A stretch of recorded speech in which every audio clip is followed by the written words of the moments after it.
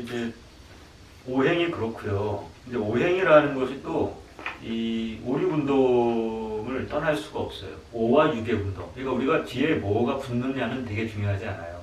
그러니까 무극, 태극, 음양, 삼재, 사상, 오행, 뭐 육기, 치료, 팔방, 구궁, 시방 다 좋은데 그 각각의 이름이 붙은 것보다도 그것을 그냥 그것의 운동이라고 생각하면 돼요. 영의 운동, 일의 운동, 이의 운동, 삼의 운동, 사의 운동, 오의 운동, 육의 운동 이런 식으로 0에서 9까지 혹은 1에서 10까지 이게 좀 더 이제 복잡해지면 0에서 10 다시 말해서 0에서 10을 0에서 다시 0을 지나 1 뭐 이런 식으로 그것들의 운동이라고 생각하면 됩니다. 그러니까 이름은 구분하기 위해서 붙이는 거고 개똥이 소똥이랑 똑같은 거라고 생각하시면 되고요. 오행은 아까도 말씀드렸죠. 홀자 이렇게 가니까 오행과 육기가 하나의 운동을 이제 서로 다른 측면에서 보여주는 겁니다. 중요한 건 그거고요. 또 하나 중요한 거는 오행에서 비로소 개별자의 중심성이 올라온다고 할까요? 쉽게 이해하실 수 있는 분도 있고 좀 어려우신 분도 있는데 성향에 따라서 근데 개별자 그러니까 각각의 낱낱의 사물 개물 낱낱의 사물 두두물물들은 모두 다 하나하나가 그 자체로 태극이라는 것이 역의 관점인데 그 자체가 태극이지만 그걸 이제 그 낱낱으로 있는 그 자체를 부르는 것일 뿐이죠. 우리가 과학자들이 뭐 입자를 부르는 이름들이 여러 개가 있잖아요. 각각의 그럼 입자를 부르는 이름에 불과해. 새로운 소립자, 새롭게 발견됐다고 입자를 부르는 이름이죠. 그런데 이게 실제 의미를 갖는 건 나와 다른 것들과의 관계에서, 즉 어떠한 것이 그것을 둘러싼 세계와 관계를 맺을 때 비로소 하나의 주체가 되는 거니까요. 그런 세계와의 관계를 상정해 놓고 그 안에서 이 두두물물이, 이 개물이 하나의 주인 노릇을 한다. 라고 할 때 이 오행이 개입을 하는 겁니다. 그때 중앙토라는 것이 개입을 하는 거거든요. 이 한 물건이 문득 자기를 둘러싼 환경과 세계를 통해서 자기 자신을 하나의 주인공으로 알아차렸네? 그렇게 이해했네? 그럼 그때 그 알아차림 안에 중앙토의 개념이 들어가는 거거든요. 좀 복잡한 얘기긴 하지만 쉽게 이야기한다면 그런 거예요. 그래서 오행은 그런 개념이 들어가는 것이다. 그리고 이 오행이 그런데 그런 개념을 넣었다 뺐다. 그런 개념만 있다고 생기는 게 아니라 재밌는 거 역학에서 재밌는 점은 그렇게 해서 세계의 변화 속에 있는 나라는 생각이 물록 생겨나는 그 지점에 오행이 있다면 그 생겨난 나라는 그 한 생각을 지은 그 놈이 그 다음에 그럼 뭘 하겠냐라는 거죠. 뭘 알아차리겠냐라는 거예요.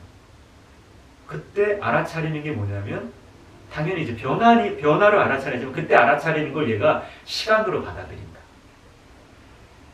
아, 변화는 시간이야.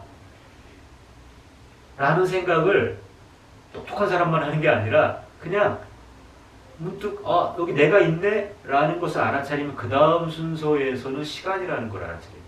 시간이라는 걸 알아차릴 때는 탈주체화돼. 자기 자신을 포함해서 다 바뀌니까. 이것을 우리가 여기서 아주 쉽게 손가락 셈으로다가 그걸 표현을 해요.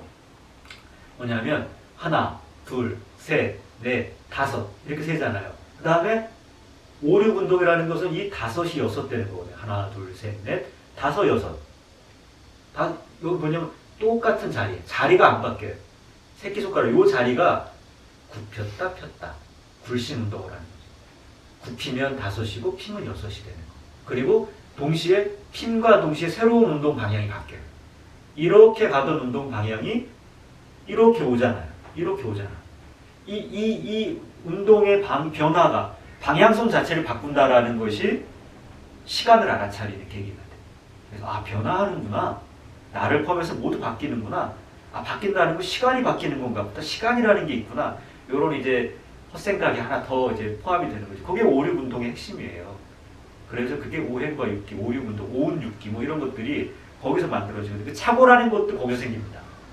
굉장히 중요한데 주역 특히 주역의 공부를 하다 보면 착종이라는 개념이 굉장히 중요해요. 그러니까 이쪽 개와 이쪽 개가 서로 섞여. 그래 섞이면서 이게 서로 얽혀 들어가서 바뀌어요.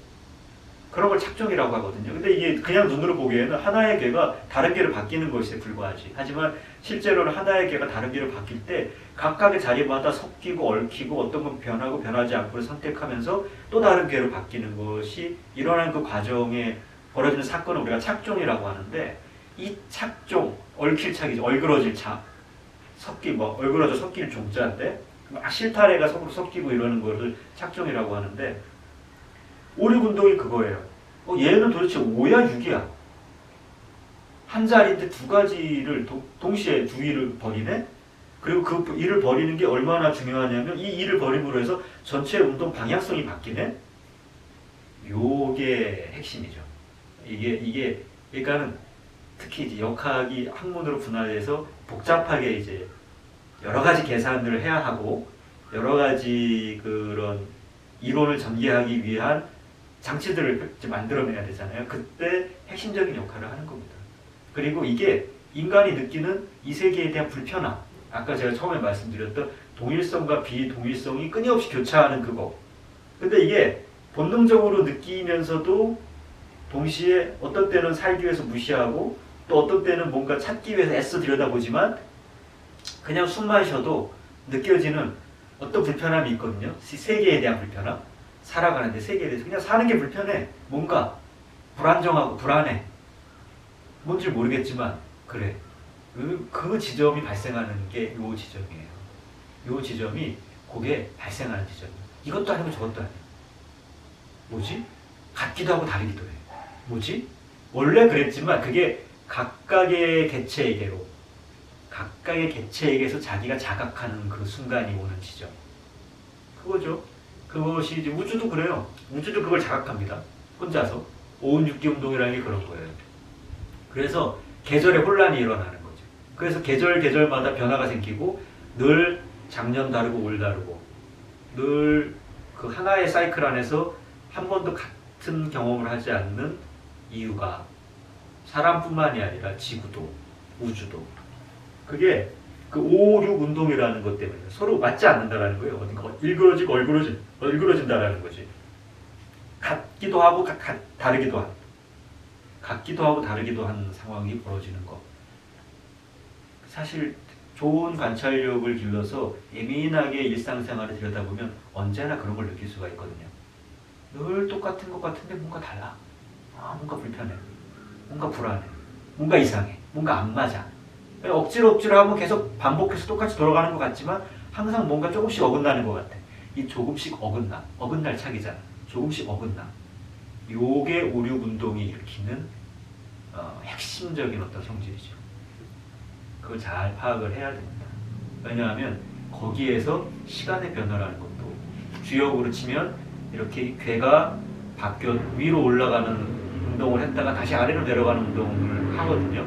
그래서 특히 주역괴 같으면은 주역괴가 두 개의 쌍대 직결이 이루어져 있는데 건괴랑 곱괴, 미제괴랑 기제괴, 합괴랑 한괴 이런 식으로 두 개 하나가 세팅되는 이유가 그거예요.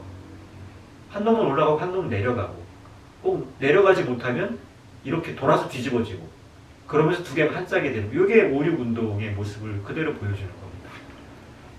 우리 일상에서도 사실은 늘 발견되는 것들이죠.